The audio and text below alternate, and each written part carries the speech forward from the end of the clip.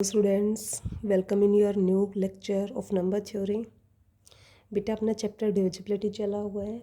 Last class में हमने GCD LCM की डेफिनेशन की थी, एक एल्गोरिथम की थी, यूक्लिडियन एल्गोरिथम, है ना। उन सब का यूज करते हुए हम आगे चल रहे हैं। बेटा अपने आज के लिए फर्स्ट थ्योरम है, if D is the GCD of A and B where B is positive, then कहता है कि there exist integers m and n such that d is equal ma plus nb where d is the least positive value of ma plus nb। a और b integer है, d उनका GCD है। तो कहता है कि अगर ऐसा है तो कोई दो इंटीजर मिलेंगे m and n such that कैसे मिलेंगे कि जीसीडी इज इक्वल होगा ma प्लस nb। ओके साथ में कहता है कि d is the least positive value of M A plus N B. कहता है कि ए बी को जब मैं M A plus N B type से लिखूंगी ना, तो उसमें जो सबसे लीस्ट वैल्यू होगी वो d होगी। d का होना मतलब जी सी डी होगा। ओके बेटा इसका प्रूफ हम देखते हैं। इसे प्रूफ नहीं है, थ्योरम नहीं है, this is the working rule to find G C D of two numbers.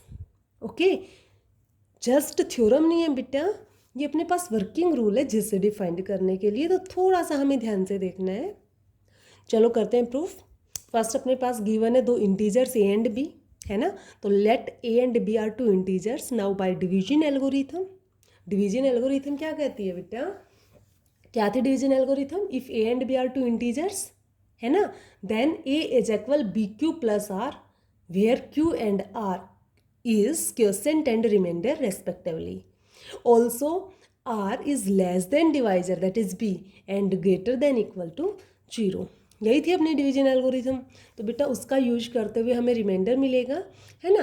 तो now we take successive remainders, that is बार बार अगर हम डिवाइड करेंगे तो अपने पास एक से ज़्यादा रिमाइंडर आएंगे। तो उनको नेम दे दिया R1 R2 R3 एसो on Rn। Bar bar divide करना दैट इज रिमाइंडर एक से ज़्यादा आने का मतलब क्या है बेटा, जीसीडी दैट इज जो आप एचसीएफ फाइंड करते थे 6th-7th क्लास में। और जब आपने वहाँ पे डिवीजन मेथड पढ़ा था एचसीएफ फाइंड करने के लिए, तो आप क्या करते थे बेटा, डिवाइडेंड लिख के साथ में डिवाइजर लेते थे, उसको डिवाइड करते थे, जो रिमाइंडर आता था बाद में उस रिमाइंडर को हम डिवाइजर बना देते थे, और जो अपना डिवाइजर होता था उसको हम डिवाइडेंड बना देते थे, है ना। ऐसा हमारे पास चलता रहता था बेटा। और ये कब तक चलता था, जब तक के रिमाइंडर जीरो ना आ जाए। और जो लास्ट नॉन जीरो रिमाइंडर होता था उसको हम एचसीएफ कहते थे।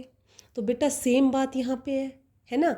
तो अपने पास क्या आ गया, R1 R2 R3 Rn be the successive remainders, we get a sequence of equations H।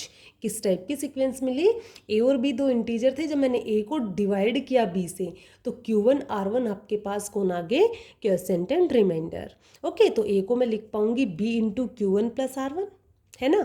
अब डिवाइजर b है तो नेक्स्ट स्टेप में क्या करते थे, डिवाइजर डिवाइडेंड बन जाता था, रिमाइंडर डिवाइजर बनता था। तो रिमाइंडर तो अपना R1 है, ये तो बन गया डिवाइजर, है ना, और ये बन गया अपना डिवाइडेंड। तो उसके आ गया b is equal R1 into, अब कोई क्वोशिएंट और रिमाइंडर आएगा जिसको हमने Q2 एंड R2 नेम दिया, तो R1 Q2 प्लस R2, है ना। नेक्स्ट में क्या होगा बेटा, R1 अब डिवाइजर है वो तो बन जाएगा अपना डिवाइडेंड, और R2 अपना रिमाइंडर आया है वो बन जाएगा डिवाइजर, है ना। तो फिर से कोई अलग से क्वोशिएंट आएगा, अलग से रिमाइंडर आएगा, उसको Q3 R3 नेम दे दिया, एसो ऑन। और बेटा ये सब आपको ध्यान रखना है, रिमाइंडर जो होता है वो डिवाइजर से लेस होता है और जीरो से ग्रेटर देन इक्वल होता है। तो साथ में अपने पास ये भी चलेगा कि where R1 is less than B and greater than equal 0। Similarly R2 के लिए, अब R2 के लिए रिमाइंडर सॉरी डिवाइजर अपना R1 बन गया, सो R2 is less then R1 and greater than equal 0। अब फिर उसके बाद हम किसके लिए, R3 रिमाइंडर आता है, R3 के लिए लेंगे तो क्या होगा बेटा, R2 से लेस होगा, 0 से ग्रेटर देन इक्वल होगा, ऐसे ऑन चलते रहेंगे।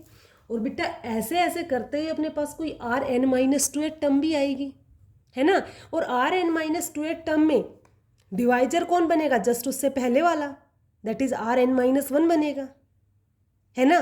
कोई अलग से क्वोशिएंट आएगा, क्वोशिएंट अपने पास Qn हो गया, सही है, और प्लस में कोई रिमाइंडर न्यू आएगा, उसको हम नेम देंगे Rn। अब ये n-2 n-1 n कहाँ से आए, इनमें पजल नहीं हो ना बेटा। देखो R2 जब हमारे पास डिवाइडेंड बना था तो R3 अपने पास डिवाइजर था, एक जस्ट एक ज़्यादा बन रहा था ना, तो यहाँ n-2 है तो n-1 आ जाएगा, है ना। ये R3 था तो कोई अलग से क्वोशेंट Q4 आया था तो अलग से क्वोशेंट Qn आ जाएगा, प्लस में नेक्स्ट रिमाइंडर Rn आ गया। ठीक है, Rn का होगा Rn-1 से लेस और 0 से greater than equal. Similarly next term अपनी आएगी Rn-1 इज इक्वल हो गया अपने पास, डिवाइजर कौन बनेगा बेटा, ये वाला remainder that is Rn, quotient आ गया Qn+1 प्लस Rn+1, है ना। और जो रिमाइंडर Rn+1 है ये Rn से लेस होगा और 0 से ग्रेटर देन इक्वल होगा। ये प्रोसेस चलता रहेगा, है ना। नाउ सिंस हम देखते आ रहे हैं बेटा कि R1 is greater than R2 and R2 is greater than R3. Why बेटा, जब R2 रिमाइंडर था तो रिमाइंडर ऑलवेज क्या होता है, डिवाइजर से लेस, दैट इज R1 से लेस था, मतलब R1 is greater than R2 and R2 is greater than R3 and R3 is greater than R4 as so on. हमने तो देखा बेटा ये तो अपने पास एक डिक्रीजिंग नॉन नेगेटिव इंटीजर का सेट बन गया, है ना। तो since R1 is greater than R2 is greater than R3 as so on is a set of decreasing non negative integers. Remainder है बेटा, ये remainder always greater than equal 0 होता है ना। तो नेगेटिव तो आ नहीं सकता, तो नॉन नेगेटिव इंटीजर होंगे। सो this process must be terminate after. अब भाई इंटीजर है, कहीं ना कहीं जाके तो वो टर्मिनेट होंगे, कभी 1 भी आएगा, 1 के बाद 0 भी आएगा, हो सकता है डायरेक्ट 2 के बाद 0 आ जाए, 3 के बाद 0 आ जाए, तो कभी ना कभी तो 0 आएगा, जब तक हमें चलता रहे ना, जब तक 0 ना आ जाए रिमाइंडर। ठीक है, तो जब भी वो रिमाइंडर 0 आता है तो अपने पास टर्मिनेट हो जाएगा, कुछ फाइनाइट टर्म्स होंगी। तो कहता है कि so this process must be terminate after a finite number of steps. ठीक है, that is the remainder must be 0 after some steps. Okay, और उसको हम लेट कर लेते हैं कि Rn+1 इज 0। मान लिया हमने, जो भी आएगा उसको Rn+1 नेम दे दिया, हमें क्या पता है n कौन है। ठीक है, तो Rn+1 अपने पास आ गया 0। जैसे ही Rn+1 0 आया तो बेटा यहाँ 0 रखेंगे तो Rn-1 इज इक्वल तो Rn इंटू Qn+1 आ गया, सही है ना। और यहाँ से हमने देखा कि Rn-1 is equal Rn into some integer, और यहाँ तो डिविजिबिलिटी की डेफिनेशन अप्लाई हो रही है बेटा, that is Rn divides Rn-1, Rn divide करके Rn-1 को, है ना। और if A divides B, if A divides B बेटा implies GCD of A and B is equal कौन होगा बेटा, A। ओके, तो यहाँ पे भी GCD कौन आ गया, Rn। सही है, समझ रहे हैं बेटा। बेटा पीछे आपने एक थ्योरम की थी और वो थ्योरम क्या थी कि if A is equal BQ plus R then GCD of AB is equal GCD of BR। मतलब AB का जो GCD होगा वो B और R का GCD होगा, मीन्स डिवाइडेंड और डिवाइजर का जो GCD होगा वो डिवाइजर और रिमाइंडर का होगा। ठीक है, इस रिजल्ट को हम यूज करेंगे और यूज करके अपनी थ्योरम को करते हैं। देखिए तो अपने पास क्या आया बेटा, इन लास्ट अपने पास आ गया था कि Rn is the GCD of Rn-1 and Rn। Rn और Rn-1 का GCD है, दैट इज Rn और Rn-1 इन दोनों का GCD है Rn। इसका मतलब इन दोनों का GCD भी कौन होगा, Rn होगा ना बेटा।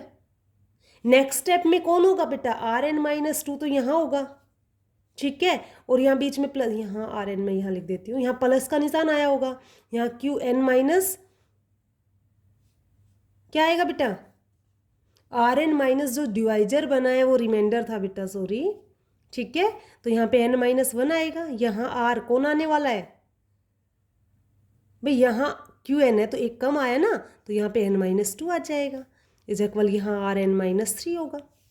तो यहाँ पे मैंने देखा कि इन दोनों का GCD Rn-2 और Rn-1, Rn-2 और Rn-1, इनका GCD तो Rn था, इसका मतलब इन दोनों का GCD भी Rn होगा। सिमिलरली जब कंटिन्यू आगे हम चलेंगे बेटा तो जो इन दोनों का GCD होगा वो इनका होगा, और वो कौन होगा, Rn। सिमिलरली इन दोनों का जो GCD होगा वो इन दोनों का होगा, Rn, और यहाँ से भाई इन दोनों का GCD भी क्या आ गया, Rn, है ना। तो यही चीज़ हमने लिखी है बेटा, hence we have GCD of AB is equal GCD of BR1 और is equal GCD of R1 R2 as so on GCD of Rn-1 to Rn। है ना, और वो कौन था, आर एन। ठीक है बेटा, now GCD of A B अपना आ गया आर एन। ठीक है, अब कहता है कि the first two equations can be written as, अच्छा यहाँ तक का तो हमने किया, जीसीडी तो बेटा अपना डी आ गया, बट हमें ये दिखाना है कि डी को हम लिख पाएंगे M A plus N B types, where M और एन इंटीजर होंगे, है ना। तो ये चीज़ हम प्रूव करेंगे यहाँ पे बेटा। जीसीडी तो हमने आर एन लिख लिया, अब आर एन को हमें प्रूव करना है कि वो क्या होगा, M A plus N B type से लिखा जाएगा। अब बेटा पहली जो अपनी इक्वेशन आई थी कौन थी, A is equal B Q one plus R one. यहाँ से मैं आर वन की वैल्यू निकालूँ तो मेरे पास ए माइनस बी क्यू वन आने वाला है, ए माइनस बी क्यू वन आने वाला है। ठीक है, ये आ गया। अब मैंने ए और बी तो पॉजिटिव थे ना, उन दोनों को तो साथ रखा, और जो क्वोशेंट माइनस जो क्यू वन था ना बेटा उसके साथ माइनस ले दिया। अब देखेंगे इसका मतलब तो क्या है, 1 into A plus minus Q one into B. One भी इंटीजर, क्यू वन इंटीजर था तो माइनस क्यू वन भी इंटीजर, है ना। तो ये तो क्या आ गया, integer into A plus some integer into B, mean ये तो M A plus N B type का आ गया, उनको हमने M one N one name दे दिया, है ना। तो अपना जीसीडी आर एन आया, आर एन एन कुछ भी हो सकता है। अगर जीसीडी अपना आर वन होता तो उसको हम लिख पाए M A plus N B की टाइप से। सिमिलरली जब R2 की बात करते हैं बेटा, तो R2 के लिए हमने क्या किया, यहाँ से तो आ जाएगा B minus R one Q two, है ना। तो यहाँ हमने लिखा होगा B minus R one Q two, और आर वन मेरे पास कौन निकल के आया था, A plus minus Q one B, यही था ना। अब मुझे क्या चाहिए, माइनस नहीं रखना होता, मुझे प्लस बनाना होता है, माइनस को जो क्वोशेंट होता है उसके साथ भेजते हैं। ठीक है, तो यहाँ पे मैंने क्या किया बेटा, जब इसको सॉल्व करेंगे तो ए की टर्म तो आएगी यहाँ से माइनस ए क्यू टू, और यहाँ से माइनस माइनस प्लस होके बी की टर्म्स आ जाएंगी, उनमें से बी कॉमन ले देंगे। ठीक है, तो ये हो गया minus Q two A, plus ये हो गया बेटा यहाँ से बी कॉमन लेंगे तो ये तो 1 हो गया, और प्लस में यहाँ से क्यू वन और क्यू टू आ जाएगा इनटू बी। तो देखा जाए तो बेटा अगर इसको मैं एम नेम दूँ, इसको अगर मैं एन नेम दूँ, एम एन नहीं दे रहा है, यहाँ एम टू एन टू दे रहे हैं, तो M two A plus N two B type का नहीं बन गया, ऐसे इसी टाइप का तो बनाना था। तो कहता है कि अगर जीसीडी आर टू रहा होगा तो भी वो M A plus N B type से हो गया। सिमिलरली बेटा आर थ्री के लिए निकालेंगे तो M three A plus N three B type से लिखा जाएगा, एज सोन आगे तक चलता रहेगा। तो इन लास्ट जब हम आर एन को लिखेंगे तो वो M N A plus N N B type का आ जाएगा, है ना। एम एन और एन एन को हम एम और एन नेम देते हैं, दैट इज़ आर एन जो है वो M A plus N B type का आ गया। एम और एन दोनों इंटीजर हैं बेटा, है ना। तो proceeding in this way we see that GCD of A and B can be written as M A plus N B type. Okay, that is D is equal कौन हो गया, M A plus N B. M N कौन है, M अपना M N है बेटा, N कौन है, एन एन है। ठीक है, thus there exist integers M and N such that D is equal M A plus N B. Okay, ये तो हो गया बेटा अपना एक पार्ट। अभी थ्योरम एक चीज़ और बोल रही थी कि D is the least positive value of M A plus N B, कि जो ये डी है ये M A plus N B की लीस्ट वैल्यू भी होगी बेटा, है ना। तो इसको लीस्ट वैल्यू और दिखाना है। लीस्ट कब होगा बेटा, जब ऐसा कुछ और लिया जाए, है ना, और वो इससे बड़ा हो जाए। सही, ये सबसे छोटा रह जाए तभी तो लीस्ट होगा, दैट इज कंपेयर तो करना पड़ेगा, है ना।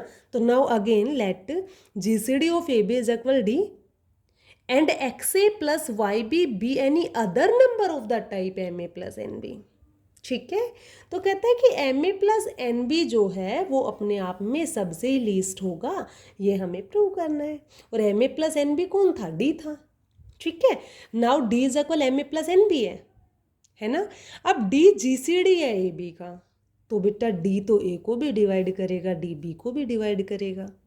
ए को डिवाइड करेगा तो ए एक्स को भी डिवाइड करेगा, बी को डिवाइड कर रहा है तो बी वाई को भी डिवाइड करेगा, और बेटा दोनों के सम को भी डिवाइड करेगा। ये थ्योरम हम कर चुके हैं अच्छे से। तो this implies D divides A X plus B Y.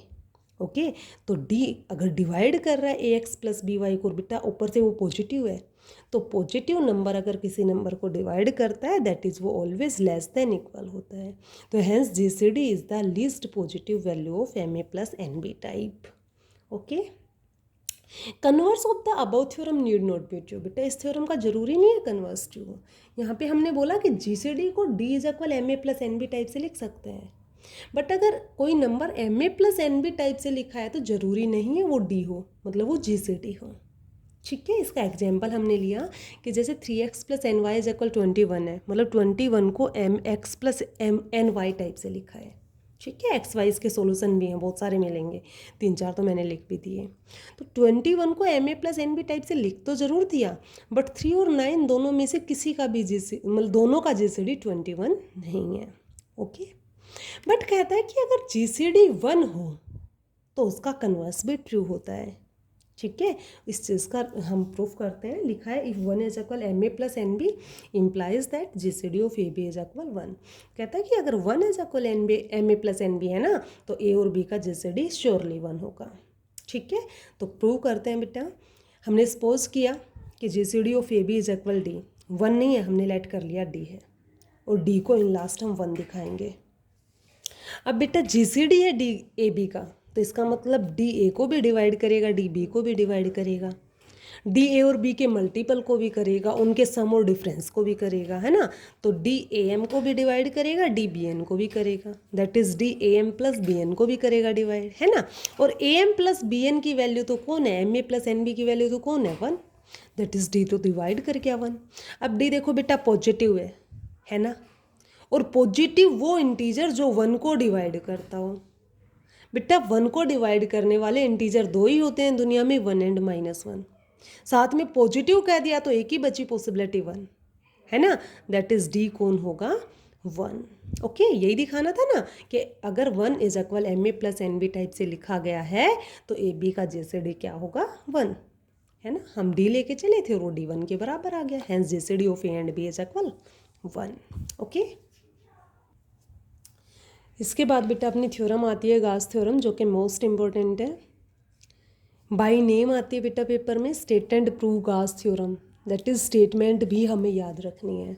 Okay, क्या है Gauss theorem, if A divides B C and GCD of A and B is equal 1 then A divide C. देखो समझ के देखो बेटा, ए बी और सी की multiply को डिवाइड कर रहा है, दोनों की प्रोडक्ट को डिवाइड कर रहे हैं। साथ में ए और बी का GCD 1 है, मतलब ए बी में आपस में कुछ कॉमन नहीं है, कुछ कैंसिल आउट नहीं हो रहा, है ना। और डिवाइड कर रहा है दोनों की प्रोडक्ट को, बी और सी की को, तो बी के साथ कुछ कॉमन नहीं है तो पूरा का पूरा कॉमन सी के साथ है ना, that is A D C को डिवाइड करेगा। ठीक है, यही थ्योरम है बेटा। इसका थ्योरम का प्रूफ थोड़ा सा देख लेते हैं। गॉस थ्योरम बेटा बाय नेम आएगी, मैं दोबारा से बता रही हूँ, इम्पॉर्टेंट है।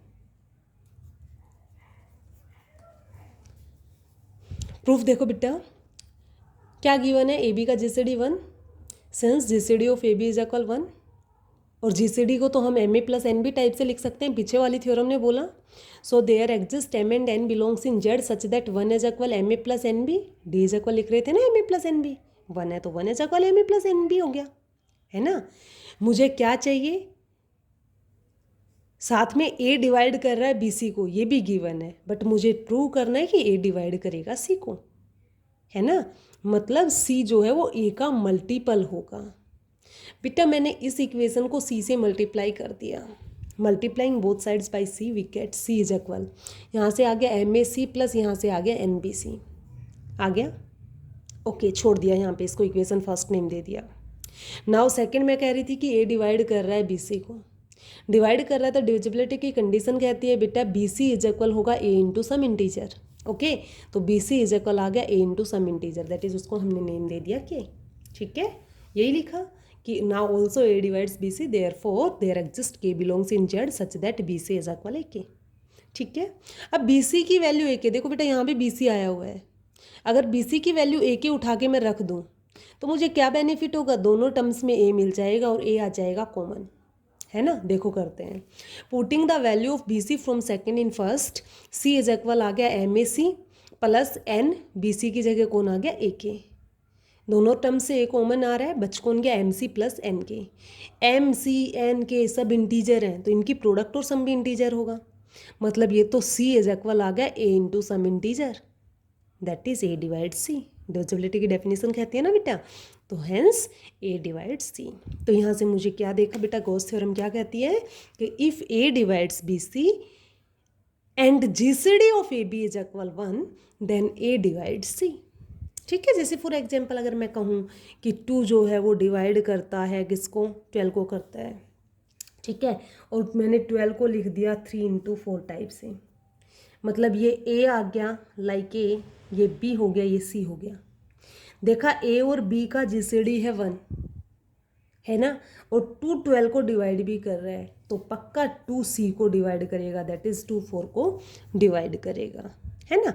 तो यही थी आपकी गॉस थ्योरम बेटा। इसके बाद नेक्स्ट थ्योरम आपकी एक छोटी सी और है, आज के लिए वो और कर लेते हैं बेटा। If GCD of A B is equal 1 and C divide से, then GCD of C B is equal 1। कोई दिक्कत नहीं बेटा, बहुत सिंपल है थ्योरम। सिंस गिवन है GCD of A B is equal 1, और जब GCD of A B is equal 1 है तो जीसीडी को तो मैं M A plus N B type से लिख सकती हूँ, है ना। तो hence there exist 2 integers Q and R, है ना। क्यू आर मतलब बेटा यहाँ एम एन ले रहे हैं, एम एन ले लो, सॉरी। तो there exist 2 integers M and N such that 1 is equal M A plus N B. ठीक है। साथ में बोल रहा है कि सी डिवाइड से, तो डिविजिबिलिटी की डेफिनेशन कहती है क्या, कि इफ सी डिवाइड से so there exist an integer K belongs in Z, या इंटीजर बोल दिया तो जेड बोलने की जरूरत नहीं थी, such that A is equal C के।